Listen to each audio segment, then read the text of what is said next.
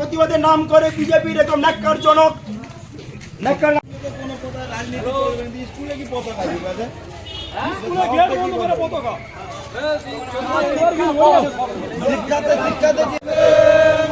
বন্দে মাতরম।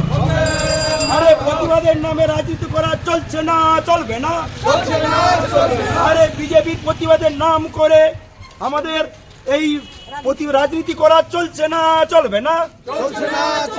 বন্দে মাতরম, বন্দে মাতরম।